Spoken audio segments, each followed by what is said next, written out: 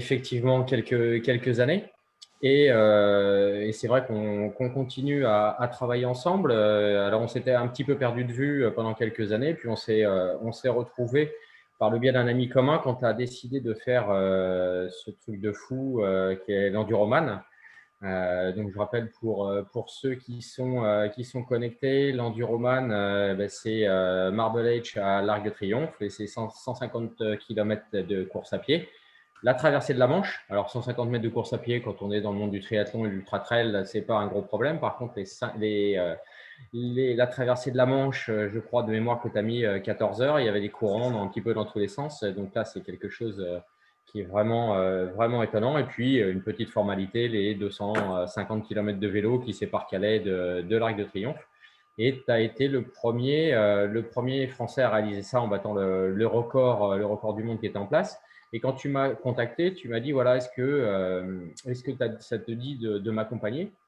Et moi, je t'ai dit, après quelques jours de réflexion, que voilà, tu as fait une présentation. J'ai travaillé dans le monde, on va dire, du sport institutionnel, c'est-à-dire cadré avec des distances, avec des fédérations, avec des Jeux olympiques, avec des compétitions. Là, on dépassait, en tout cas, c'est comme ça que je l'ai ressenti, on dépassait mon cadre de compétences parce qu'on était peut-être un petit peu plus dans l'aventure, dans autre chose que le sport que je connaissais. Par contre, voilà, je n'allais pas te laisser sur le bord de la route et donc on a regardé ensemble qui, dans nos réseaux respectifs, pouvait t'accompagner dans cette aventure. Et puis depuis, voilà, on continue à collaborer sur de multiples tableaux. Donc en tout cas, merci pour cette invitation. Avec grand plaisir et donc merci à tous nos invités qui sont avec nous. Il y a parmi l'assistance des gens qui nous sont proches, des gens qui sont plus éloignés, des gens qui sont dans le monde de la préparation mentale aussi. Et je les remercie là, de venir s'enrichir quelque part un peu plus de notre parcours à nous, à tous les deux. Et parce que moi, j'aime bien dire que l'excellence est dans le partage. Et toi, tu le dis souvent, Laurent aussi, comme d'autres peuvent le dire, un célèbre acteur belge, 1 plus 1 égale 3, par exemple. Et il est vrai que à deux, on va souvent plus loin et on aime bien, Laurent et moi, parler de synergie. La synergie qui permet de compléter, de s'enrichir et d'aller plus loin. Alors, ce soir, on va parler avec vous de gestion du stress, d'optimisation du stress. Alors, le stress, moi j'ai pris quelques notes quand même, mais Laurent, quand j'ai besoin, moi, de définition ou un petit peu de revenir aux sources pour savoir de quoi on parle, Laurent, voilà, le thème de ce soir, c'est le stress comme étant l'outil qui permet d'aller chercher la performance parfois. Alors, premier outil du stress, c'est le souffle, toi, tu dis. Qu'est-ce que tu entends par là? C'est quoi le premier outil finalement? Parce qu'une boîte à outils, c'est assez abstrait. Alors, oui, j'aime bien travailler justement sur des choses qui sont concrètes, bien sûr. Et c'est vrai qu'un petit peu quand on cherchait le titre de cette intervention, on a mis le souffle, le bien-être et la gestion du stress. Donc, tu parlais de synergie et on est d'accord sur ce principe où tout est lié. Et effectivement, le tout est toujours plus que la somme de ses parties. Et le sous-titre de l'intervention, c'est le souffle comme premier outil du bien-être et de la gestion du stress. Et dans cette petite phrase, dans ce chapeau, il y a outils et premiers qui sont importants. Pourquoi outils, c'est important? Parce que, comme c'est la définition du Larousse, hein, un outil, c'est quelque chose qui doit nous être utile. C'est quelque chose dont on doit apprendre à s'en servir. Et à partir du moment où on s'en sert correctement, et dans l'histoire de l'humanité, Homo habilis, c'est le premier à avoir créé des outils, ça a pu développer notre lignée. Donc, à partir du moment où on a un outil, c'est qu'on peut le travailler. Si on peut le travailler, il peut nous être utile. Et donc, c'est un entraînement. Donc, voilà pourquoi on verra après le souffle, ce qu'on détermine par ce vocable. Et premier, pour une raison très, très simple, c'est parce qu'il est tout le temps à disposition. Contrairement à beaucoup de choses, que ce soit dans la prépa mentale, dans la prépa physique, dans le monde du travail, pas besoin de lieu spécifique, pas besoin de tenue spécifique, pas de timing spécifique. Il est toujours à disposition. Il est accessible à tout le monde. On parlait d'outils, donc il y a une petite expertise qu'on aura peut-être le temps d'évoquer tout à l'heure, mais ça ne nécessite pas un savoir-faire, ça ne nécessite pas une expertise de plusieurs années d'apprentissage. Et il y a un gros avantage surtout, c'est qu'il est gratuit. Ouais, alors c'est vrai parce que quand souvent, moi j'entends les gens dire autour de moi, bah, je suis stressé, je vais faire du sport, ça va me faire du bien. Bon, alors déjà j'entends par là stress, je fais du sport et je vais me défouler quelque part. Donc la pratique sportive peut être dangereuse dans ces cas-là, me semble-t-il. Et toi, ce que tu nous dis, c'est que finalement, avant de penser à faire du sport, il y a une pratique qui est toute simple, qui est là, qui est à disposition, gratuite, et c'est le souffle. Complètement. Et puis l'activité physique peut nécessiter des lieux, des tenues particulières, des certaines compétences. C'est pas forcément accessible à tout le monde tout le temps. Certaines personnes n'ont pas forcément d'appétence pour quelque activité physique que ce soit. Donc là, on a vraiment quelque chose qui est une matière première et qu'on peut utiliser, dont on peut user et abuser sans retenue. Et tu parlais de synergie et on est vraiment dans ce cadre-là, dans ce sur quoi on travaille ensemble. Et moi, ça fait très très longtemps que je travaille dessus, ce que j'appelle le cercle vertueux, qui est cette synergie entre corps, esprit et environnement. Et tu parlais de, voilà, on a un stress, donc un impact mental et on va aller faire une activité physique pour se défouler. Est-ce que ça peut être dangereux ou pas? Bon, ça dépend. Je sais que certaines entreprises ont mis des sacs de frappe dans leurs locaux. Voilà, mais c'est ça qui est intéressant, c'est que ce cercle vertueux, il faut le comprendre dans sa globalité et se dire quand un côté pêche, on peut aller se servir d'un autre, donc corps, esprit, environnement, pour pouvoir soulager ou pour pouvoir utiliser et pour pouvoir renforcer les autres. C'est ça qui est super intéressant. Et tu parlais de synergie, on est en plein dedans et c'est vraiment le vecteur premier de la santé, même au-delà du bien-être, de la santé en tant que telle. Alors, d'ailleurs, ouais, la santé, le stress, la santé, est-ce que c'est le stress qui est un pilier de la santé? Est-ce que c'est quelque chose qui va être anxiogène par rapport à la santé? Est-ce que tu peux nous parler de c'est quoi la définition de la santé? Parce que souvent, la santé, j'entends dire les gens, je suis pas malade. Être en bonne forme, c'est être pas malade par défaut. Mais est-ce que la santé, il n'y a pas une définition peut-être un peu plus positive et constructive? Alors, la définition que j'utilise toujours quand je fais ce type de présentation, c'est la définition de l'OMS. La définition de l'OMS qui date de 1946 et qui résume plutôt bien, voilà, on l'a à l'écran. Donc, ce qui est intéressant, c'est de voir que donc, ça nous parle de bien-être, ça nous parle de bien-être physique, mental et social. Et comme tu le disais, ça ne consiste pas seulement en une absence de maladie ou d'infirmité. Et ce qui est intéressant, c'est de la prendre à rebours et se dire être en bonne santé, ça n'est pas simplement ne pas être infirme ou ne pas être malade. C'est quelque chose de beaucoup plus complexe que ça. C'est beaucoup plus construit, c'est beaucoup plus étoffé. Et comme vous l'avez vu dans cette définition, on a physique, mental et social. Tiens, comme par hasard, alors ça m'arrange très très bien cette définition puisque physique, mental, social nous ramène directement au triptyque corps, esprit, environnement. Et c'est ça qui est super intéressant. Par rapport à l'environnement, c'est vrai que bon, ce qui se passe en ce moment, on va pas trop se focaliser sur l'actualité parce qu'on ne parle que de ça et je voudrais pas de faire compliquer tout ce qui se passe aujourd'hui, qui est bien relayé dans les médias. Mais pour autant, non, je ne parlerai pas d'élection américaine, mais juste voilà, l'élément pathogène viral dans lequel on vit depuis maintenant le mois d'avril dernier. Euh, les gens ont une réaction à tout ça qui est assez stressante ou anxiogène, et là, on parle plutôt de quelque chose qui vient de l'extérieur, une agression extérieure. Mais de ce que j'entendais tout à l'heure, tu parlais du triptyque tête, corps, environnement. Ça peut aussi venir le stress de l'intérieur. C'est pas forcément extérieur, mais ça peut être intérieur. Comment tu vois justement cette analogie entre ce qui est à l'intérieur et l'extérieur, toi?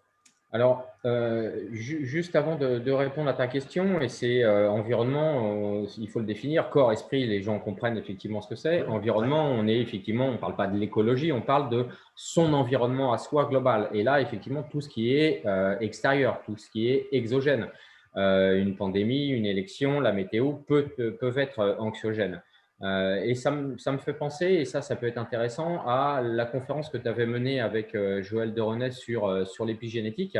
Et je crois que c'est assez fondamental en deux secondes de revenir sur ce que Joël nous a exposé. Et d'ailleurs, les gens qui assistent à notre webinaire là peuvent éventuellement, si tu peux leur glisser le lien, ça peut être sympa d'aller revoir la vidéo qui est sur ta chaîne YouTube, Bien si sûr. je ne m'abuse et qui nous dit, alors l'épigénétique en deux mots, c'est quoi? Globalement, on pensait que nos gènes, donc une fois qu'on a réussi à définir ce qu'était le génome et qu'on a pu un petit peu l'explorer avec les nouvelles technologies, on pensait que c'était figé. Effectivement, globalement, qui a les yeux bleus, qui a les yeux marrons, on ne va pas faire grand-chose hormis mettre des lentilles pour changer la couleur de nos yeux. Il y a un certain nombre de choses qui sont effectivement figées, mais tout n'est pas figé dans ce sens où l'épigénétique, alors qui existe dans les têtes des scientifiques depuis 50-60 ans, mais qui a été vraiment mis sur le devant de la scène depuis 10-15 ans parce que la puissance des logiciels, la puissance des machines nous permettent le séquençage du génome, évidemment, nous permettent de comprendre de façon beaucoup plus précise comment ça fonctionne.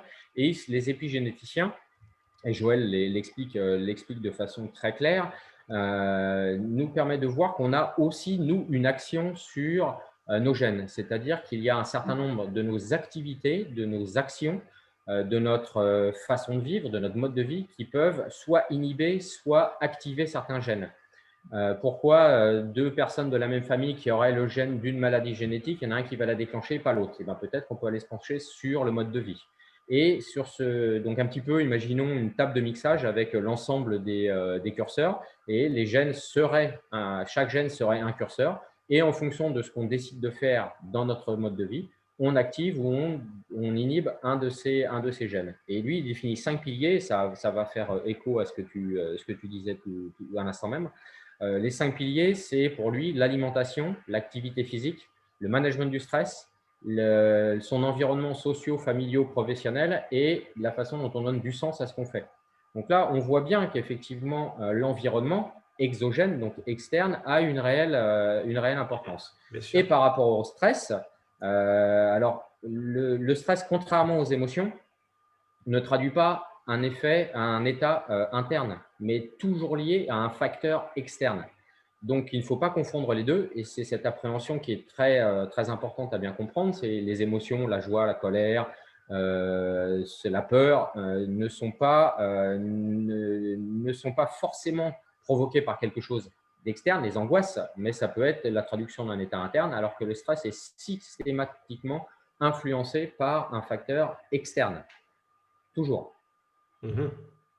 Et j'ai une définition sur le stress.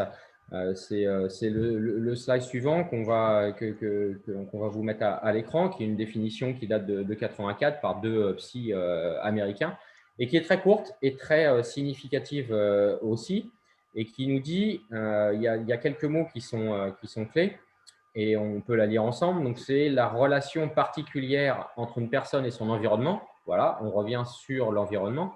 Relation que la personne évalue comme excédant ses ressources et menaçant son bien-être. Donc là, on a des choses dont on a déjà parlé. L'environnement, le bien-être, c'est moi. Et le mot essentiel dans cette phrase, c'est évaluer. Le verbe évaluer. Ça signifie que c'est une vision qu'on peut qualifier de subjective. Il y a un facteur de stress qui va générer une réaction. Et cette réaction, c'est moi qui l'évalue. Moi, avec moi-même, par rapport à la situation, je l'évalue. On a tous vécu ce genre de choses d'une semaine sur l'autre, d'un mois sur deux, d'un moment, un instant T par rapport à un autre instant T. La même situation ne va pas avoir le même impact. Donc, ce qu'il faut bien comprendre, c'est que c'est toujours un élément externe qui vient activer la réaction du stress.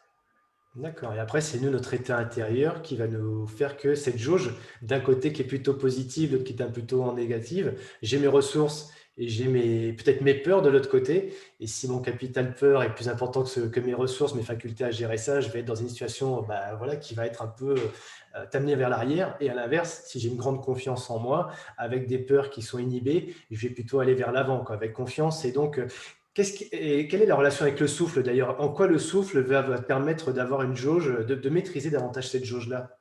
Alors, c'est fondamental, on y reviendra peut-être un petit peu après, mais c'est quelque chose qu'on a, parce qu'on va redéfinir, je vais redéfinir un petit peu après, il y a un certain nombre de mots qui sont équivalents, mais ce qu'il faut bien voir, c'est le souffle, on a un petit peu oublié de l'utiliser, de savoir comment l'utiliser, mais on l'a quand même en stock.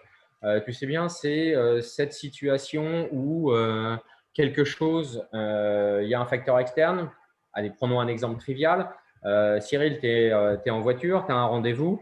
C'est un peu embouteillé, tu tournes à droite, il y a des éboueurs qui bouchent la rue et tu sais pertinemment que tu vas arriver en retard. Donc là, l'embouteillage, le fait d'être bloqué, tu ne peux pas faire demi-tour, tu sais pertinemment que dans le temps qui t'est imparti, tu n'arriveras pas à ton rendez-vous, donc tu vas être en retard. Là, il y a un facteur externe.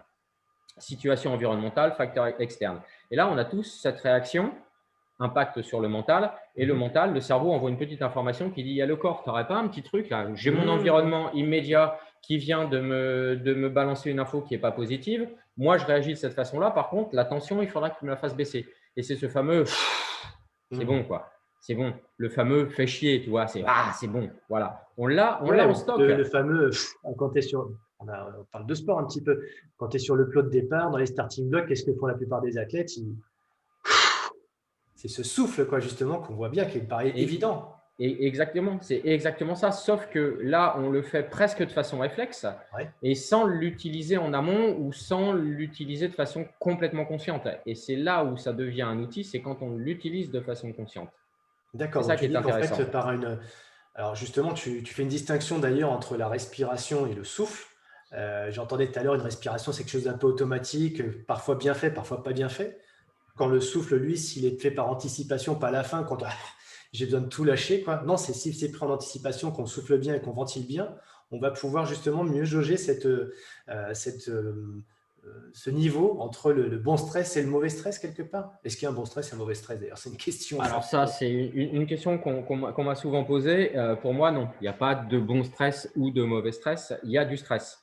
La différence, c'est est-ce que je manage mon stress de façon positive ou de façon négative? Est-ce que je l'accepte de façon positive ou est-ce que je le refuse? Et ça devient quelque chose de négatif. Et c'est ça qui est fondamental à bien comprendre. Et s'il y a un message à faire passer par rapport au stress à ceux qui nous ont rejoints ce soir, c'est bien ça. C'est on a vu que c'était quelque chose de subjectif. À partir du moment où c'est quelque chose de subjectif, puisqu'on a vu dans la définition que c'était l'évaluation qui en fait son niveau et qui le fait que ça va laisser des traces ou ça ne va pas laisser de traces. Et c'est cette évaluation qui est super intéressante. À partir du moment où on va déplacer son angle de vue, alors souvent, on l'utilisera aussi tout à l'heure par rapport au souffle. Le souffle permet un meilleur lâcher-prise. Tout est connecté. On l'a dit, c'est des synergies. Tout est connecté. Et c'est changeons notre angle de vue par rapport au stress. Le stress, de façon très atavique, ça servait à quoi? Il suffit juste de voir quelles sont les réactions métaboliques du stress. Quand on a une situation stressante, qu'est-ce qui se passe? Augmentation du rythme cardiaque, sudation, augmentation de la pression artérielle, augmentation du niveau ventilatoire. Pour quelle raison? C'est parce que je parlais tout à l'heure d'Homo habilis. Et ben, notre ami, toujours le même Homo habilis, quand il était dans une situation stressante qui était liée à son environnement, un animal qui était à la chasse, l'animal de charge, peu importe, la réaction du stress, qui est métabolique, en passant par le cerveau, bien sûr, doit amener soit une réaction qui est une réaction de combat, soit une réaction de fuite, et qui est en tout cas la possibilité, quand son rythme cardiaque augmente, que sa pression artérielle augmente, que son niveau de vigilance augmente, que la ventilation augmente, on est prêt à l'action. L'action, après, on la traduit par la fuite ou par le combat, ce n'est pas le problème. Mais voilà, l'objectif du stress est une réaction métabolique pour provoquer une augmentation de la vigilance et une augmentation de l'activité du corps. Donc, c'est une bonne nouvelle finalement. Quand on a des signaux qui sont là, qui nous disent « Oh là là, stress », ce n'est pas forcément négatif. Au contraire, ce que tu es en train de dire, c'est que c'est même plutôt quelque chose qui est positif, qui est nous mettre dans des bonnes situations d'action, quoi. Alors, c'est tout à fait ça, parce qu'on a peut-être culturellement vu les choses un petit peu différentes. On entend parler de stress au travail, on entend parler de burn-out, on entend parler de beaucoup de choses. Moi, dans le milieu sportif, j'ai vu effectivement des athlètes dont la performance a été inhibée par le stress, parce que c'est une réaction métabolique. Alors, en 2 mots, c'est pas très difficile. Réaction stressante, sécrétion d'une hormone qui s'appelle le cortisol, pas la cortisone, mais le cortisol avec un L, et qui augmente le taux de sucre dans le sang.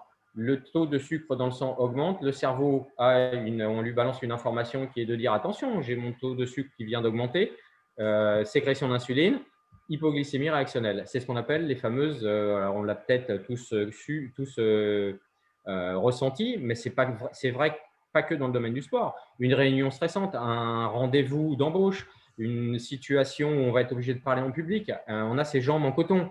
Alors, on transpire, on a le rythme cardiaque qui augmente un petit peu, puis on a cette sensation de jambes en coton. C'est une réaction métabolique. Et alors justement, là, Laurent, le fait d'un seul coup que tu nous mettes dans des situations, je ne sais pas, si vous avez des questions d'ailleurs, ceux qui nous suivent ce soir, n'hésitez pas à mettre un commentaire en question, on y répondra avec Laurent de façon la plus pratique possible. Mais là, finalement, tu nous envoies des suggestions. Toutes les situations que tu nous as envoyées là, moi, m'ont fait réagir et d'un seul coup, j'ai senti, ça m'a fait cet effet justement un peu oppressant. Je l'ai ressenti dans mon corps. Là, tout de suite et maintenant, je ressens cette oppression. Qu'est-ce que tu suggères de faire alors? Alors, juste, si ça ne te dérange pas, juste pour finir Ouais. par rapport au stress, parce que je disais qu'on avait une vision très subjective du stress, mais aux deux sens du terme, c'est-à-dire moi avec moi-même et moi avec mon impact stressant, j'ai une vision subjective, mais la société globale a une vision négative du stress, c'est-à-dire c'est le stress qui emmène le mal-être au travail, c'est le stress qui ne permet pas à cet athlète de performer. Alors que, comme tu l'as dit très justement tout à l'heure, c'est que l'ensemble des réactions métaboliques doivent nous emmener à la performance, justement, puisque on rehausse notre niveau de vigilance, on rehausse notre niveau d'activation. Donc, en théorie, on devrait être plus performant. Mhm. Mais on nous a aussi inculqué que le stress était négatif, dans le sens où on nous a parlé depuis des décennies de maladies somatiques qui sont liées au stress, qui sont liées à un état mental, alors qu'on n'avait pas forcément défini. Le stress, il est clair et net que être soumis à des situations de stress de façon trop importante entraîne des maladies cardiovasculaires, peuvent entraîner certains cancers. Donc, on a cette vision très négative à la fois sur la physio. Donc là, on est sur, voilà, Cyril vous montre la courbe. Donc, on a sur la gauche l'agent stresseur, réaction d'alarme. Le corps, l'esprit essaye de rentrer en résistance avec un certain nombre de composantes métaboliques et psychologiques. Et si ce qui est noté par la flèche du haut, la détresse, augmente de façon ou dure dans le temps de façon trop prolongée, on peut arriver à un épuisement qui donne ce fameux burn-out. Et c'est justement cette gestion qui va nous permettre d'éviter cette détresse sur le long terme. Donc là, pour l'instant, on l'a présenté que de Mhm. façon négative. Et c'est ça qui est dommage. Et un des grands messages, si on peut passer un ou deux grands messages ce soir, c'est celui-là. Le stress, si vous le voyez de façon positive, vous pouvez en faire un allié. Mhm. C'était d'ailleurs, je crois, un des sous-titres que tu avais mis sur la présentation que tu as fait circuler. Ouais, tout à fait, ouais. C'est déjà d'une, bah, l'identifier, parce que tu dis finalement, on a une vision subjective des choses. Si on met un peu d'objectivité et d'analyse par rapport à ces environnements pathogènes, anxiogènes, et cetera, et qu'on sait identifier, reconnaître le stress, bah, qu'est-ce qu'on en fait après? Alors, ce que tu dis aussi, c'est que, bon, déjà de l'accepter de façon positive, de façon objective, et après, il ne faut pas que ça dure trop longtemps, quoi. Et c'est peut-être ça aussi la problématique aujourd'hui, c'est que souvent on a des situations, les médias la nourrissent aussi, et puis après, bah, les réseaux sociaux viennent peut-être en rajouter, ce qui fait que l'événement extérieur peut avoir tendance à devenir quelque chose qui est long et qui fait que le corps se met en résistance, bah, comme on l'a vu sur l'écran avec la courbe. Et c'est là que pour le coup, il peut y avoir de la fatigue, de l'épuisement ou plus que ça.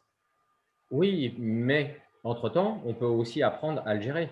Il y a Alors une comment? étude, C'était on ma va y question venir. de tout à l'heure. Il y a une étude d'Harvard qui a été très très intéressante.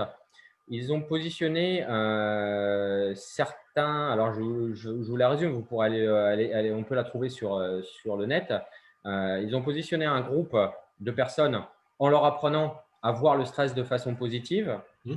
et un groupe en leur disant effectivement que le stress était négatif avec tout l'ensemble des éléments négatifs qui pouvaient être amenés par le stress, d'un point de vue maladie, d'un point de vue physio, d'un point de vue psychologique et d'un point de vue comportemental, parce que le stress peut aussi amener certaines addictions, peut amener un certain nombre de choses.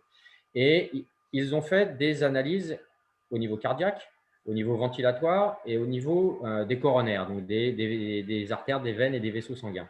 Et ils se sont aperçus qu'effectivement, quand on positionnait sur le même stress ces deux groupes, les réactions étaient les mêmes. Augmentation de la fréquence cardiaque, augmentation de la fréquence ventilatoire. La seule petite différence, quand je dis petite, c'est un doux euphémisme, c'est que dans le cas des personnes qui voyaient le stress comme quelque chose de négatif, quand ils étaient positionnés en situation de stress, leur vaisseau sanguin diminuait.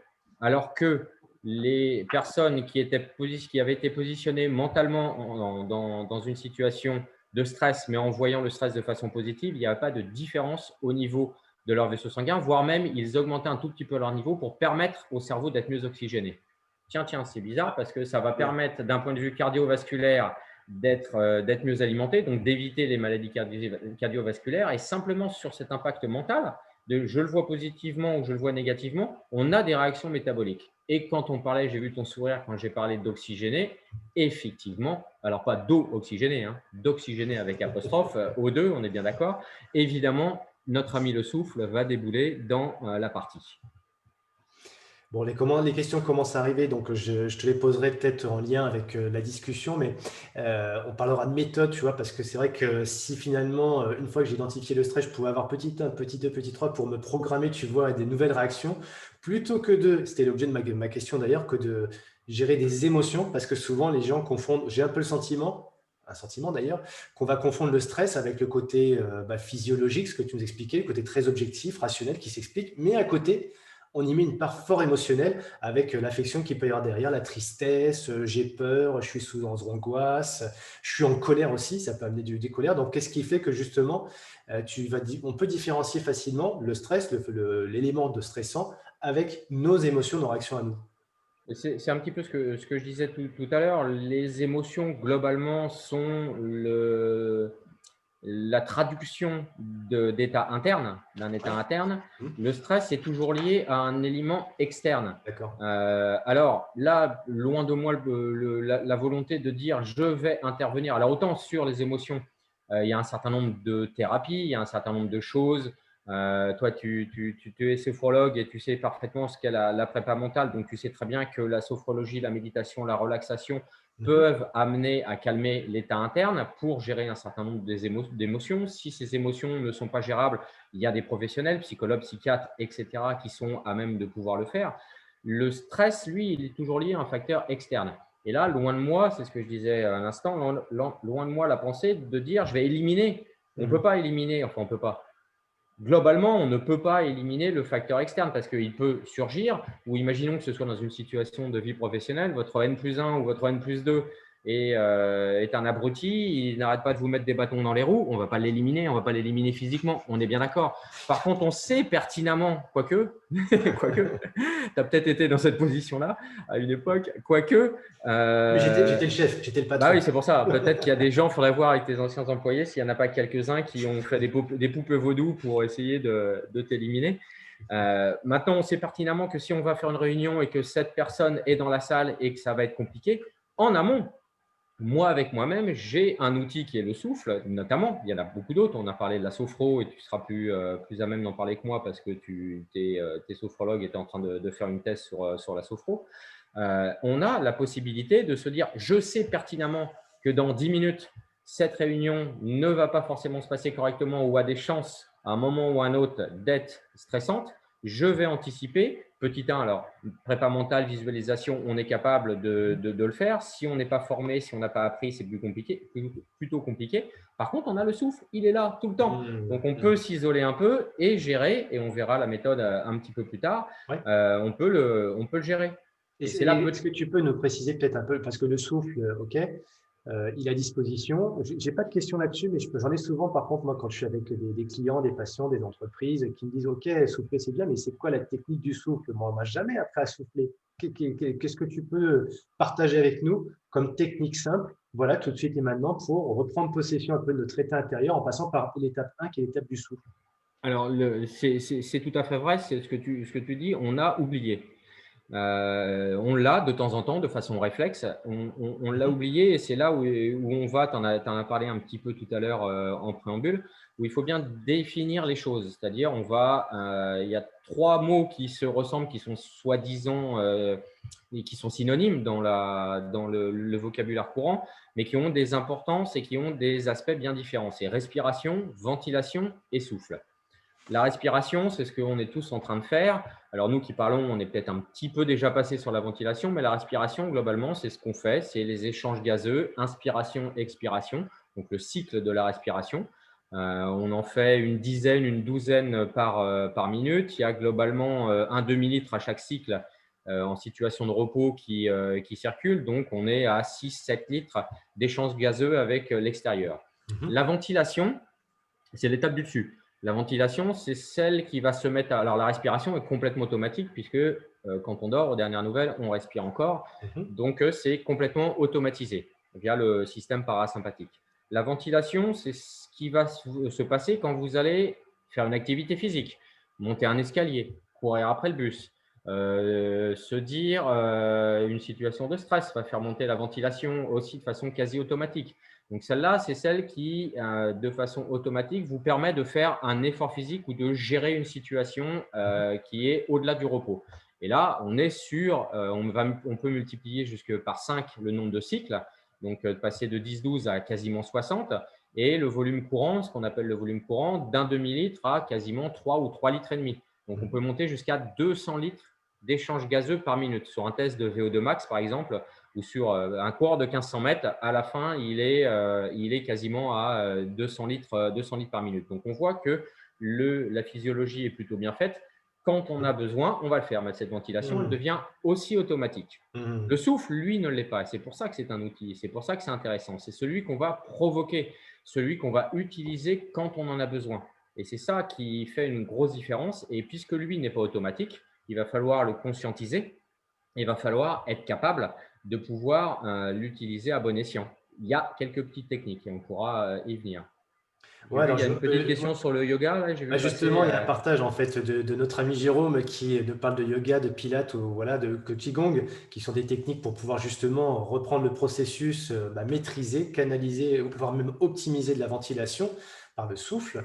Mais peut-être plus simplement pour tous ceux qui sont avec nous là, qui réécouteront le replay, moi on a dans la salle là qui écoute, il y a Jean-Pascal Cabrera qui m'a accompagné pendant la préparation de l'Enduroman, comme toi Laurent, et on a tous les trois d'ailleurs un ami en commun, ce qui est François Duforez, et François Duforez, spécialiste du sommeil, qui a créé l'European Sleep Center à Paris, l'Hôtel Dieu à Paris. Lui m'a appris la respiration en carré. Je crois que tu la connais, Laurent. Est-ce que tu peux nous la faire tout de suite là en live et puis qu'on soit dans le pratique, dans l'exercice? Alors, ouais, la respiration en carré ou rectangulaire, ou il y a même la triangulaire, consiste justement à développer consciemment l'outil du souffle. Puisque le cycle de respiration, j'en ai parlé, est automatique. Inspiration, expiration, ça c'est conscientisé, on n'a aucun problème. Par contre, pour pouvoir développer cet outil qui a le souffle, une respiration, comme tu le disais, en carré, peut être super utile, puisque elle n'est pas automatique et elle n'est pas, entre guillemets, naturelle. La respiration en carré, c'est très simple, vous allez comprendre. C'est une inspiration sur 3, 4, 5 secondes, un temps d'apnée sur un temps à peu près équivalent ou en fonction de ce que vous pouvez faire, entre 3 et 10 secondes, un temps d'expiration et un temps d'apnée. Et on recommence le cycle 3, 4, 5 fois en fonction. Voilà. Et à partir du moment où on va provoquer ce rythme qui est complètement différent, on va conscientiser le fait que le souffle peut être utilisé différemment. Alors, ce temps d'apnée qui peut être un petit peu dérangeant, on peut le modifier, hein. Moi, là, tu parles de respiration en carré. Moi, j'appelle ça aussi respiration rectangulaire parce que globalement, le temps d'inspi est plus important que le temps d'apnée, le temps d'expi plus important que le temps d'apnée, etc. Ou triangulaire, on inspire, on expire, petit temps d'apnée, poumon vide, ou l'inverse, poumon plein avec la pointe vers le haut ou la pointe vers le bas. Et à partir du moment où on va être capable de développer ce genre de choses, ça va devenir quasiment de façon automatique cette gestion du souffle qui va nous permettre de gérer le stress. Maintenant, le souffle ne se fait pas n'importe comment non plus. Là, on n'a pas vu parce qu'on voit que le haut des épaules est à tête, mais les différents souffles ne sont pas les mêmes. L'utilisation de nos poumons ne sont pas systématiquement les mêmes. Alors on va utiliser le mot respiration pour que ce soit plus simple pour tout le monde. Il y a une respiration claviculaire. Cette respiration, elle se fait au niveau des clavicules, donc en gonflant les poumons. Voilà, c'est celle qu'on va faire quand il fait froid. On sort, il fait froid, voilà. On rentre la tête dans les épaules, on remonte le col, et puis on a des courbatures dans le dos, et puis on n'a pas eu plus chaud pour autant. Voilà, on n'a pas eu plus chaud pour autant, donc c'est complètement ridicule. Il faudra mieux baisser les épaules et pouvoir Ça, c'est ventiler. claviculaire, elle est plutôt dynamique de ce que je ressens, moi. C'est celle qui va arriver aussi dans une situation de stress où on va avoir tendance à se recroqueviller mais qu'elle n'est pas du tout complète. Et cette respiration ne permet pas de pouvoir avoir des échanges et d'oxygéner correctement le cerveau. Alors, si on prend notre exemple, parce que les demandes qu'on a, c'est plutôt comment gérer le stress. Donc, on va être plutôt dans une quête de respiration, ventilation, plus qui va nous canaliser, qui va baisser un petit peu notre niveau d'excitation. Celle-ci, tu la mettrais plutôt où, ta respiration? Abdominale. Abdominale. Alors, la claviculaire, on vient de la décrire. Il y a la thoracique. La thoracique, pour la voir, voilà, tu mets la main sur les épaules et c'est celle qu'on utilise de façon automatique et tout le temps. Si Mets la main sur, pardon, sur la poitrine. Une main sur la poitrine, voilà. Et c'est celle qu'on va, une belle inspiration et les épaules vont monter, voilà. Et la poitrine monte. Là, tu le constates toi-même. Et quand on expire, ça redescend. Celle-là, c'est celle qu'on utilise systématiquement, mais elle n'est pas complète non plus. Par contre, la respiration abdominale est beaucoup plus intéressante et c'est celle, voilà, main sur le ventre. Et sur l'inspiration, je gonfle mon ventre. Et sur l'expi, je dégonfle. Voilà. Et si tu mets la main en même temps sur ta poitrine, tu vas voir que quand tu fais cette respiration-là, les épaules et la poitrine ne montent plus. Voilà. Pour une simple raison, c'est que le diaphragme va descendre et ça va permettre d'augmenter infiniment plus la quantité d'air qu'on a dans les poumons. Et c'est celle-là qui n'est plus du tout automatique. D'accord. Pourtant, les bébés, ils l'ont encore. Quand tu regardes un bébé allongé sur le dos, il ne respire pas avec la cage thoracique, il respire avec l'abdomen. C'est parce que de façon automatique, quand on est bébé, eh ben, on se souvient de cette respiration-là. Alors, j'ai une question, Laurent, adulte, on qui l'a plus. va peut-être répondre aussi à des questions. C'est si je sens le stress qui monte, etc., je me sens pressé. Donc, là, j'ai bien compris qu'il fallait utiliser la respiration plutôt abdominale. Tout à l'heure, tu as parlé d'une hormone qui est de pair avec le stress. C'était lequel? Le cortisol. Le cortisol, le fameux taux de cortisol. Ouais. Et est-ce que ce taux, on va pouvoir justement le faire évoluer grâce à cet exercice qu'on vient de faire de respiration? Absolument, absolument, parce que le corps est plutôt bien fait en règle générale. C'est quand il y a sécrétion de quelque chose a priori négatif, il y a automatiquement sécrétion de quelque chose de positif pour pouvoir le combattre. Et l'autre hormone qui rentre dans ce qu'on appelle l'axe du stress, c'est l'ocytocine. Et l'ocytocine, qui est l'hormone dite l'hormone du bonheur, l'hormone du lien social, c'est celui qui est sécrété. Alors maintenant, en ce moment, c'est un petit peu compliqué parce que quand on salue, quand on dit bonjour, ça fait longtemps, tiens Cyril, ça fait longtemps que je ne t'ai pas vu, je te fais la bise. Il y a de l'ocytocine qui est automatiquement sécrétée. C'est vraiment dans les magazines de santé, ce qui est appelé l'hormone du bonheur, c'est vraiment celle du lien social. Et celle-là, elle est aussi sécrétée en situation de stress parce que l'ocytocine est inhibitrice du cortisol. C'est-à-dire que quand il y a un taux de cortisol qui va générer toutes les réactions métaboliques du stress, l'ocytocine vient compenser de manière à ce qu'on n'expose pas, que la marmite n'expose pas systématiquement. Et cette ocytocine, qui est l'hormone du bonheur, est aussi sécrétée, tiens, comme le hasard, comme par hasard, quand on fait ce type d'exercice. On l'a dans la relaxation, on l'a dans la méditation, on l'a dans la sophrologie. Et on sait très bien que les portes d'entrée des 3 techniques dont je viens de parler, c'est toujours le souffle. Cyril, tu es bien placé pour le savoir. Quand tu fais une séance de sophro ou de relaxation, c'est systématiquement le souffle qui est la porte d'entrée. Donc, le souffle va amener cette sécrétion d'ocytocine qui va contrer le cortisol.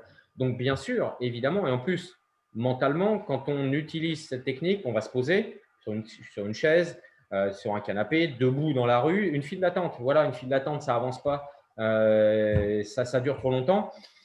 Respiration abdominale, 3-4 fois, j'évacue et là, bing, le cortisol lié à la réaction métabolique du stress est compensé par l'ocytocine. Si l'ocytocine gagne, on arrive à se calmer. C'est ça qui est super intéressant.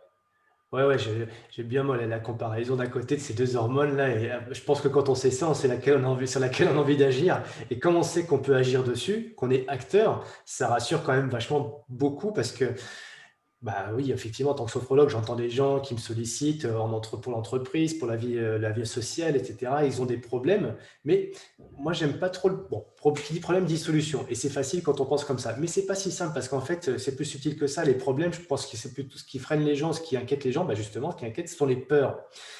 Je pense que tout le monde connaît plus ou moins la pyramide de Maslow. Bon, la première strate, c'est quand même de bien manger, de se nourrir, etc., de bien dormir, d'aller aux toilettes, etc., enfin, satisfaire les besoins physiologiques. Et puis après, il y a la deuxième strate qui est le besoin de sécurité.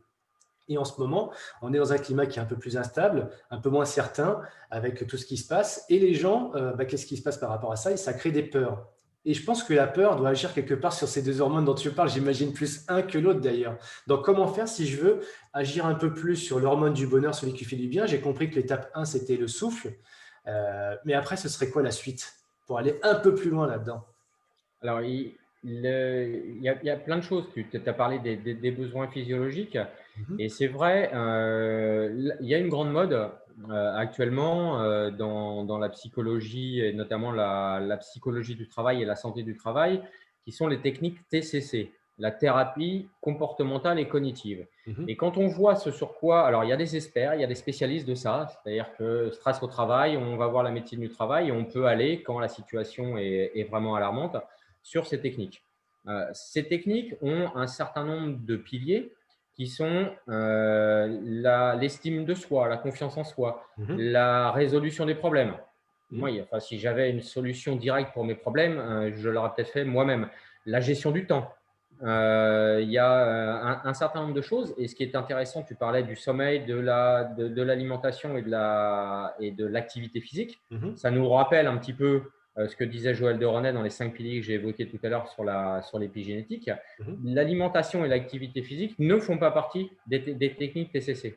Alors que celle-là, on est acteur aussi. Mhm. Aller voir un thérapeute nécessite une acceptation, nécessite un déplacement et nécessite des consultations. Alors que l'utilisation du souffle, utilisation éventuellement de l'activité physique, utilisation de l'alimentation, Mhm. c'est fondamental. C'est fondamental. On sait très bien, et tu parlais de sommeil aussi tout à l'heure, j'ai vu entre les lignes tout à l'heure passer une question sur le sommeil. Bien sûr, le stress peut perturber le sommeil, bien évidemment. D'où l'importance d'être aussi capable de se mettre dans des conditions qui favorisent l'endormissement. On sait très bien que la relaxation, l'utilisation du souffle sont des facteurs qui permettent l'endormissement. Peut-être que dans tes séances de sophro, tu as déjà eu un de tes élèves qui s'est endormi. Moi, ça m'est arrivé sur des séances de prépa mentale, bing, ça, on décroche et on s'endort. On ne reste pas dans cette zone intermédiaire, on s'endort. On sait très bien que quand on fait un repas trop arrosé ou trop lourd le soir, ça empêche le sommeil aussi. Ça veut dire que Mhm. le lendemain, on est fatigué. Si on est fatigué, notre vision subjective d'une situation stressante change aussi. Donc, on est moins à même de le gérer. Bien sûr, on parlait de synergie. Tout est lié, évidemment. Et pourquoi je me suis tant passionné pour la nutrition dans le cadre du sport et de la préparation mentale? Parce que j'ai découvert très simplement et que finalement, c'est un des premiers piliers qui allait agir sur notre façon d'appréhender les choses, notre mental, c'est de par ce dont on se nourrit. Et quand j'ai compris l'intérêt des vitamines, des minéraux, des oméga 3, etc., l'impact que ça avait à mieux irriguer mon cerveau, à mieux irriguer aussi tout ce qui va être digestif, je me suis quand même associé avec toi, Laurent, pour aller plus loin dans cette voie-là. Toi, si tu avais peut-être, tu parlais de nutrition. Moi, j'entends beaucoup parler, il n'y a pas la question, on me pose souvent, c'est quoi les oméga 3 et en quoi les oméga 3 vont agir justement sur le système nerveux, parce que tu parlais des techniques comportementales cognitives. Est-ce que justement, si je viens me nourrir avec des nutriments de meilleure qualité, est-ce que ça va avoir un impact sur mon état mental? Sans parler de souffle d'ailleurs. Sans parler de souffle, oui. Ah oui. Oui, bien sûr, ça a un impact. Je pense que tout le monde l'a ressenti ou tout le monde connaît quelqu'un dans son entourage dont l'humeur change à partir du moment où cette personne a faim et dont l'humeur change à partir du J'en moment où elle connais une. mange. Oui, j'en connais et on en a connu aussi dans certaines épreuves sportives de longue durée où quand on n'est pas privé, mais parce qu'on a de quoi se ravitailler, mais pas se poser, manger normalement. L'humeur, il y a eu certains raids gauloises ou certains des raids multisports où des équipes explosent, pas simplement parce que les personnes ne s'entendent pas, juste parce qu'à un moment donné, dans une situation d'orientation, on est un peu perdu. La fatigue physique plus quelque part la privation de nourriture ou en tout cas de nourriture efficace qui va au-delà de simplement je remplis le réservoir pour que mes jambes continuent à avancer, les équipes explosent parce que l'humeur des gens a changé et ils n'arrivent pas à le manager. Donc on a tous ressenti à un moment donné que quand on arrive à se rassasier, eh ben, on est de meilleure humeur par rapport à quand on est arrivé, évidemment. Alors, ça dépend ce qu'on Euh, mange. Moi, je prends un Bien bon sûr. steak frites, c'est bon, mais par derrière, je suis pas très efficace. Alors Après, moi, après, après, effectivement, mais tu parlais sur l'état mental, tu vois, ouais, bien sûr. et tu parlais d'oméga 3. Les oméga 3 sont Mhm. fondamentaux, évidemment. Et le problème, c'est que ces oméga 3, on les trouve dans des macronutriments dont on n'a pas forcément l'habitude d'utiliser. L'huile de colza, par exemple, c'est plutôt matière grasse, on est d'accord. Les poissons style sardines macro, c'est un petit peu plus compliqué. Et le pendant, alors pourtant on est rassasié de pubs à la télé ou dans les allées des Mhm. supermarchés riches en oméga 3, etc. Le pendant, c'est les oméga 6. Les oméga 6, on les trouve assez facilement dans tout ce qui est huile d'olive, huile traditionnelle, l'ensemble des poissons notamment. Et ce rapport oméga 3, oméga 6 est super important. Actuellement, il est plutôt de 0 oméga 3 ou 1 oméga 3 pour 6 oméga 6. Le rapport idéal, il est 1 pour 2. Donc, 1 oméga 3 pour 2 oméga 6. Donc, la complémentation en oméga 3 peut être super intéressante parce qu'elle a des vertus de protection au niveau du système cardiovasculaire et surtout, elle nourrit ce liquide dans lequel baigne le cerveau et qui est très, très réceptif. Alors, on sait que le cerveau est très réceptif au sucre. C'est pour ça que dans certains régimes, pauvres en sucre, les gens perdaient un petit peu les pédales. C'est pour ça que les bodybuilders, quand ils sont sur des régimes de protéines, il peut y avoir des choses qui se passent dans les salles de muscu, un petit peu des bagarres. J'ai été témoin de ce genre de choses parce que le cerveau n'est pas nourri correctement. On nourrit le corps, mais on nourrit aussi le cerveau. Et ces oméga 3 vont permettre, pourquoi de réguler l'humeur? Parce qu'elles interviennent et ils sont directement utiles à ce liquide dans lequel baigne le cerveau. Et donc, ça va réguler les humeurs. Là, tu le dis dans le domaine du sport, moi, c'est juste une évidence parce que quand j'ai eu de grosses périodes d'entraînement sur ce qu'on appelle des week-end shocks, 2 jours, 3 jours à des gros entraînements, qu'est-ce qui se passe 48 heures après? Gros coup de déprime. Mais je suis vraiment je suis dans un gros état de blues. Et en fait, parce que je n'avais pas cerné l'impact de la nutrition à l'époque, de la micronutrition sur ma préparation, sur le pendant d'entraînement et sur la récupération aussi. Et du coup, quand j'ai compris que je pouvais compléter ma nutrition personnellement en oméga 3, en plus d'une alimentation riche et variée, j'ai vu qu'il y avait un vrai effet sur ma capacité à mieux récupérer et du coup à stabiliser mes humeurs. Ça, moi, j'étais un peu émotif. Oui, c'est absolument fondamental. Et c'est pour ça, tu parlais de… En fait, tous les mots que tu as utilisés là dans la phrase sont les mots qu'on a utilisés tout à l'heure. On parlait de synergie, on est dedans. Activité physique, alimentation, récupération, sommeil, humeur, tout ça, on est dans la même sphère. Et il ne faut pas penser qu'un élément de cette sphère est plus important que l'autre. Il faut utiliser, on parlait de boîte à outils au tout début de notre intervention, c'est un ensemble d'outils dans lequel on vient puiser quand on en a besoin. Mais l'ensemble de ces outils sont intéressants et sont fondamentaux, bien sûr. Concrètement, pour le sujet du jour qui est comment gérer son stress, comment on va faire la méthode pour optimiser ses états intérieurs, on parle du souffle, donc la ventilation, la respiration, de l'activité physique, une nutrition adaptée et aussi de la récupération, le sommeil, mieux dormir. Mais tout part quand même du souffle et ça, peut-être qu'on a eu tendance à l'oublier parce que c'est un outil qui est peut-être le plus simple, le plus fondamental. Et moi, j'entends souvent dire, c'est idiot, c'est tout simple ton truc. Oui, c'est peut-être les choses les plus simples aussi qui ont le plus grand impact sur notre état interne ou sur notre bien-être. Oui, complètement. Et je rajouterai le premier point dont on a parlé, qui est la vision non pas négative du stress, mais positive. Déjà parce qu'on a tous été amenés et on le sera tous à vivre des situations stressantes. Quoi qu'il arrive, c'est inhérent à la vie. Depuis que le monde est monde, c'est comme ça que ça fonctionne, donc il faut s'y préparer. Le fait de le voir de façon positive va nous permettre de l'appréhender métaboliquement, mentalement évidemment, mais métaboliquement aussi, on a vu qu'il y avait de l'importance.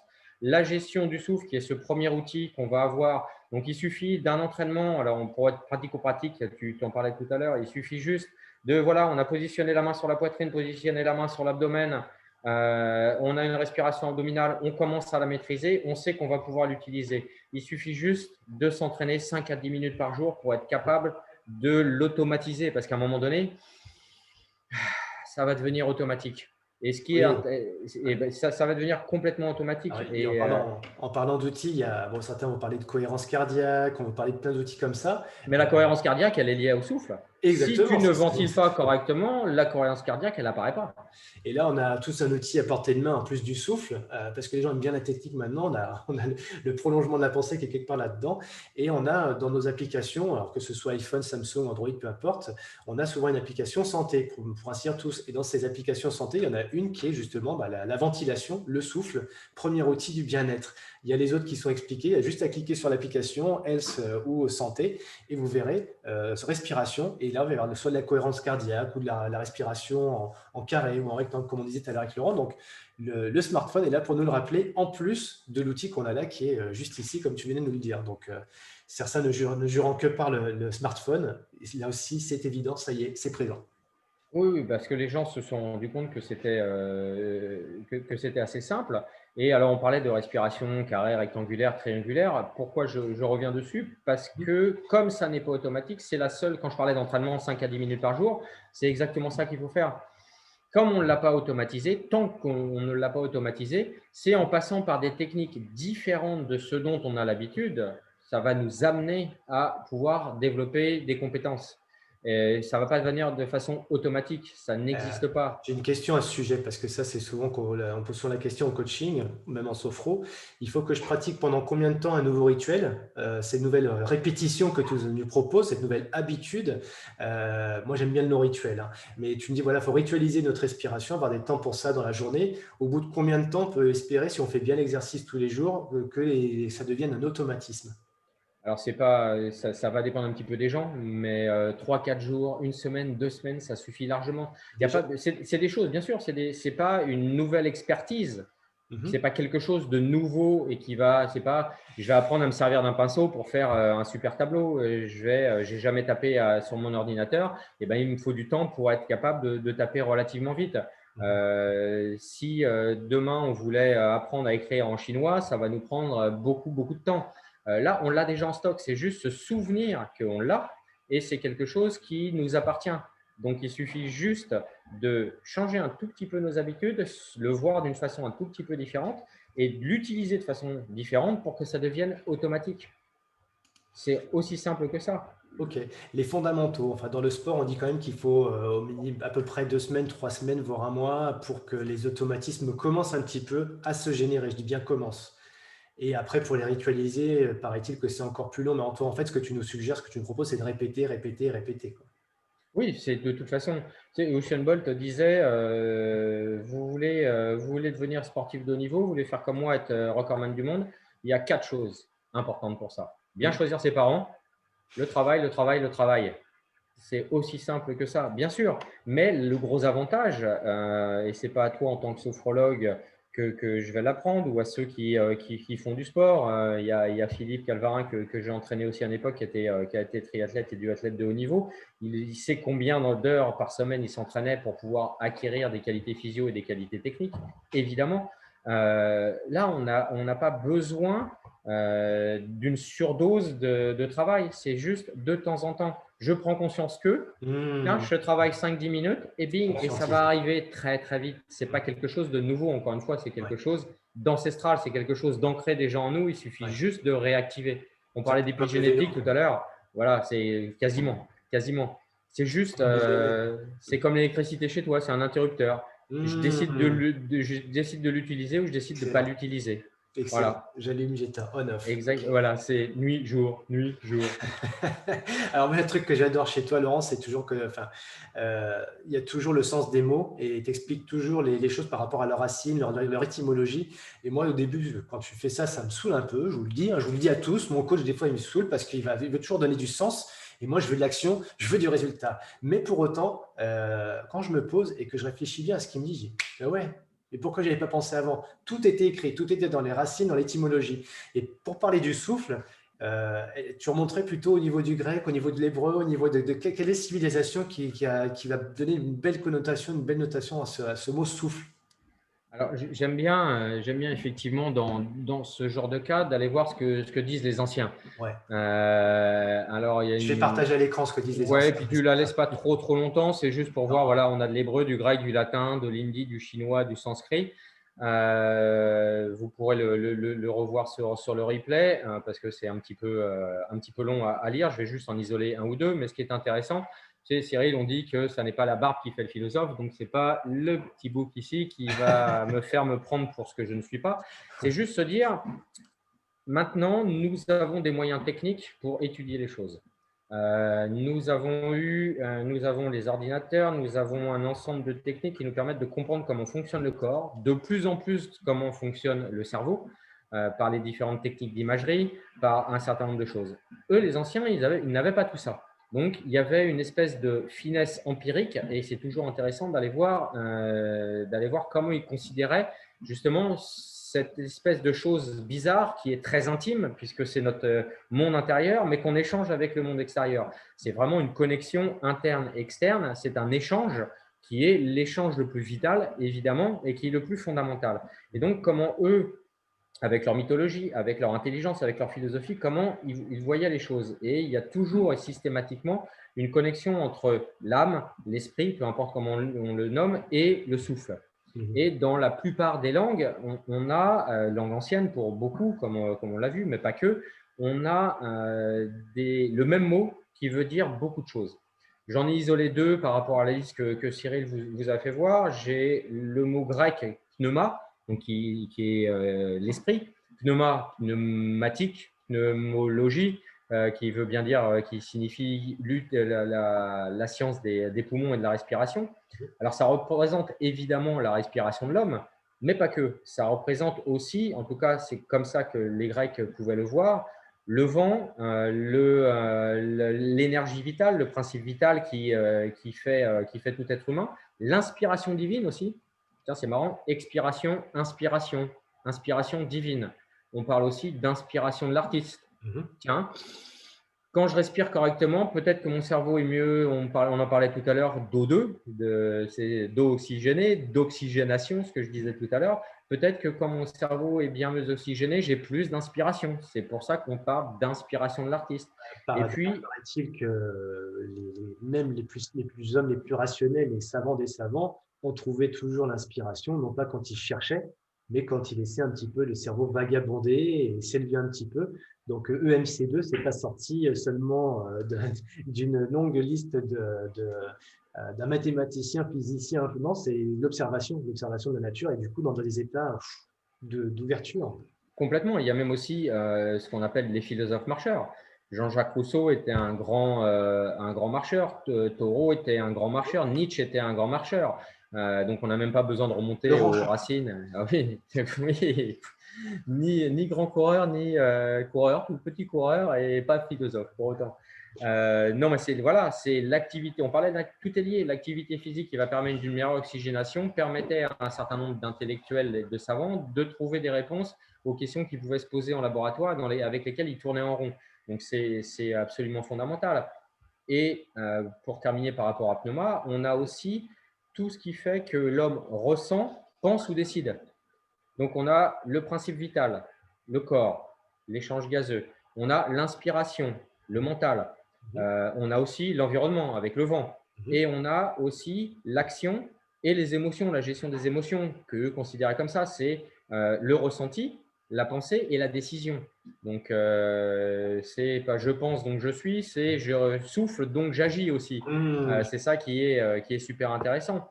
Et dans des civilisations différentes, comme l'Inde et la Chine, alors en hindi ou en chinois, le mot esprit signifie aussi, encore une fois, le souffle, la respiration et le souffle divin. Tout est lié, tout est connecté. Et d'ailleurs, là, tout à l'heure, on a vu passer une petite question par rapport au yoga. Et oui, le yoga, effectivement, c'est phénoménal. Et quand les Grecs anciens, hein, pas les Grecs de maintenant, les Grecs anciens ont commencé à commercer avec l'Inde, ils sont arrivés face aux sadhus, aux yogis, qui étaient dans des postures assez étonnantes, qui avaient cette espèce de sérénité, cette espèce de sagesse. Et ils se sont dit, mais comment c'est possible? C'est quelque chose qu'on ne connaît pas. Ils ne savaient absolument pas comment ça s'appelait. Et pour le nommer, ils ont simplement vu que pour pouvoir tenir ces postures un petit peu étonnantes, en tout cas qu'eux pouvaient trouver étonnantes, il y avait cette utilisation du souffle. Ils ont appelé ça la sagesse du souffle. C'est colossal. C'est je vois de façon empirique quelqu'un qui fait quelque chose que je ne comprends pas, je ne suis pas capable de faire. Par contre, j'ai vu que la connexion et le vecteur était le souffle. Et je vais appeler ça la sagesse du souffle. Je relie encore le corps et l'esprit. Et c'est ça qui est absolument phénoménal. Et quand on a cette façon empirique qu'avaient les anciens de considérer le mot souffle, la respiration, l'âme, l'esprit, peu importe, on voit que tout était lié. Et donc, c'est colossal de voir que depuis 2500 ans, on a cette connexion. On n'a pas le droit de ne pas l'utiliser, on n'a pas le droit de l'oublier.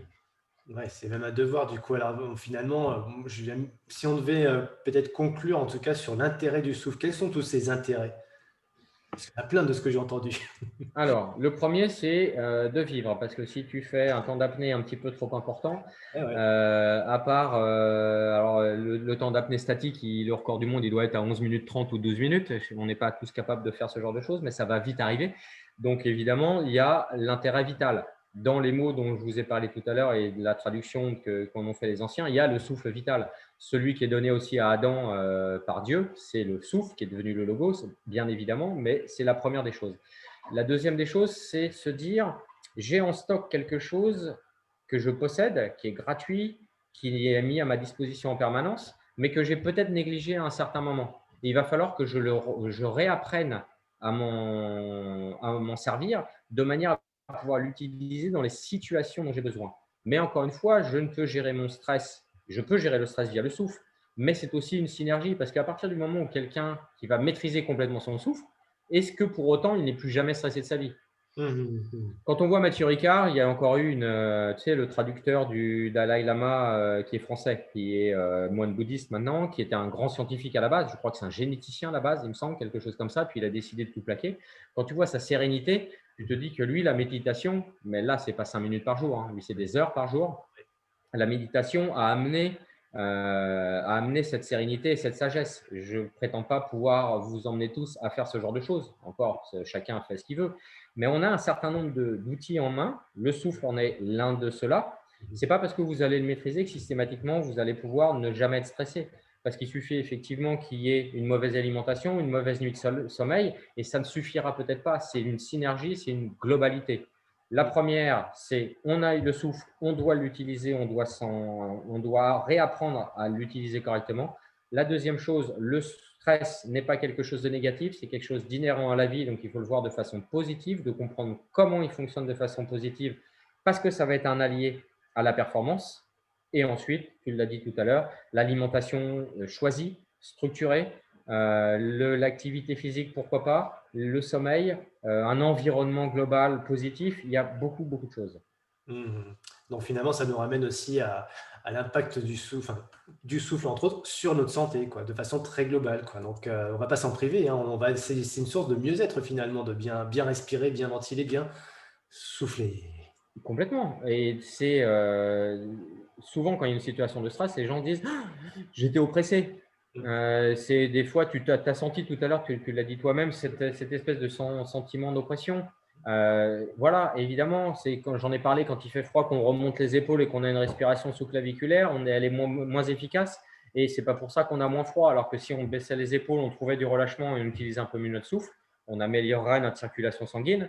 Donc forcément, nos capillaires seraient bien mieux irrigués et forcément, ils lutteraient plus facilement contre le froid. Donc voilà, c'est l'ensemble de cette vision. Alors, il faut peut-être justement faire ce petit pas de côté par rapport à ce dont on a l'habitude, parce que culturellement, on nous a inculqué un certain nombre de choses. Faire ce petit pas de côté, en prendre conscience, travailler un tout petit chouïa, et là, on va être capable de mieux gérer les choses. Ouais. Il y a un truc que tu m'as fait découvrir, moi, pour finir là-dessus, avant peut-être de terminer avec une ou deux questions, mais on a parlé de donc tout un tas d'outils, dont le souffle, la nutrition, le sommeil, etc. Parfois, ça nous amène un petit peu sur l'aspect sensoriel. Et moi, il y a un truc que je trouve fondamental et absolument génial quand on sait s'en servir, c'est la capacité de créer des propres contextes, de reproduire des contextes, de créer donc ses propres rituels. Et finalement, quand le corps se retrouve dans ce contexte-là, et ben en fait, on va retrouver le même sentiment, la même Je émotion. vois où tu veux en venir, Là où il je me veux en semble. venir. Alors bon, moi j'utilise ça parce que c'est dans le cadre de la PNL, je ne rentrerai pas là-dedans avec mes clients, mais dans le sport ou même pour tout le monde, moi j'aimerais bien que tu nous parles juste d'un sens qui est celui-ci. On s'en sert pas beaucoup. Je vois mon chien s'en Euh, sert beaucoup, mais et pourtant il a la fameuse Madeleine de Proust. Hein, tu sais, il suffit juste de sentir la Madeleine et ça y est, ça me ramène à ma petite enfance.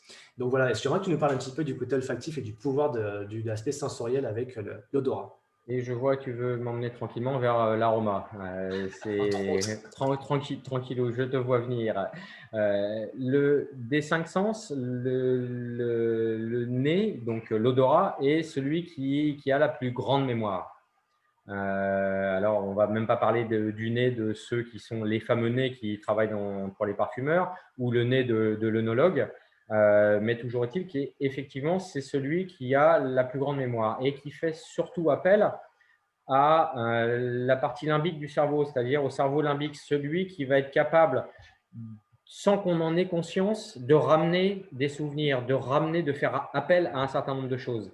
On n'a même pas besoin, alors autant la vue, on va voir quelque chose, on va dire tiens, cette personne-là ou cette voiture-là ou cette maison-là, cette rue-là me rappelle quelque chose, où est-ce que je l'ai vue, il faut aller se creuser un tout petit peu. Autant le nez, l'odorat va pouvoir ramener de façon non consciente directement à ce souvenir. Hmm. Et c'est absolument fondamental. Et il y a un certain nombre de préparateurs mentaux qui utilisent ça évidemment. Et l'aromathérapie en fait partie, puisque là, ça conjugue un certain nombre de synergies, parce qu'il y a aussi le fait d'en mettre sur sa peau.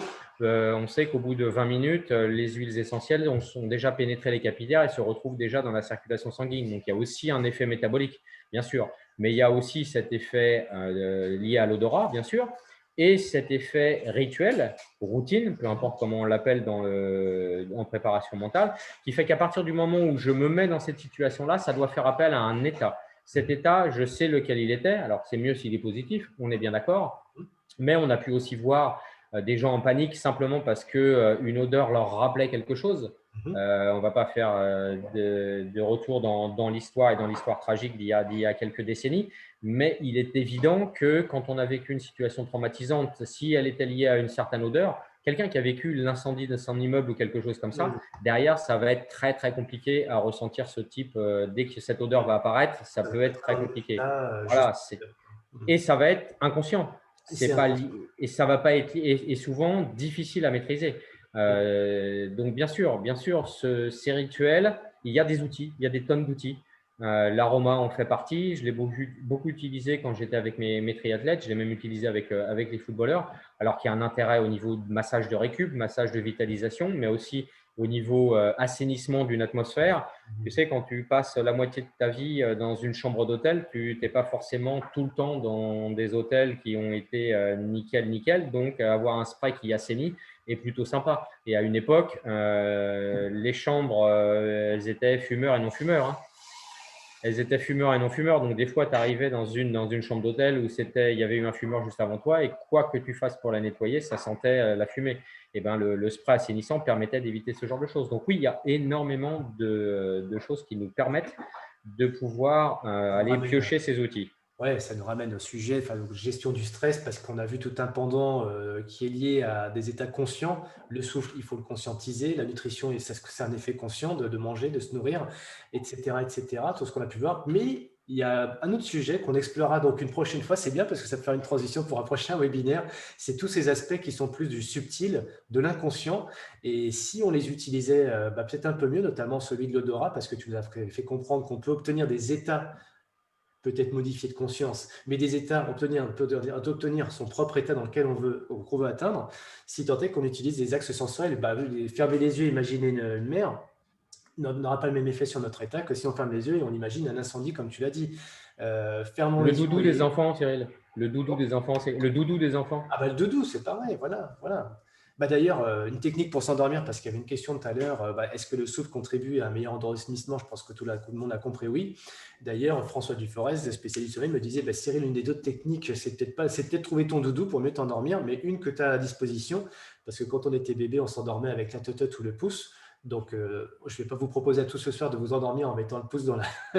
mais simplement de penser à mettre votre langue sur le palais. Voilà, le soir. Et en fait, inconsciemment, qu'est-ce qui reçoit le message comme message le cerveau? En fait, c'est l'attitude quand tu étais enfant qui t'endormait. Là, ta langue sur le palais, inconsciemment, c'est l'heure de dormir. Et ça t'a servi dans l'enduroman? Ah oui, oui, je m'en suis servi de cette technique, évidemment, oui, bien sûr. Il y a plein de techniques que j'ai utilisées de l'ordre du conscient, que j'ai vu et que j'ai pu explorer avec toi notamment, et aussi de l'ordre du subtil avec mon préparateur mental, mon préparateur du sommeil, qui eux vont vraiment contribuer à atteindre une performance ultime, absolue, avec des techniques de récupération et des techniques pour gérer le stress qui ont été extrêmement bénéfiques. Et le souffle, évidemment, en faisait partie. On Très était… bien, c'est très très bien tout ça. voilà, ce sera mon mot de la fin. Toi, Lolo, si tu avais un mot à retenir pour tout le monde.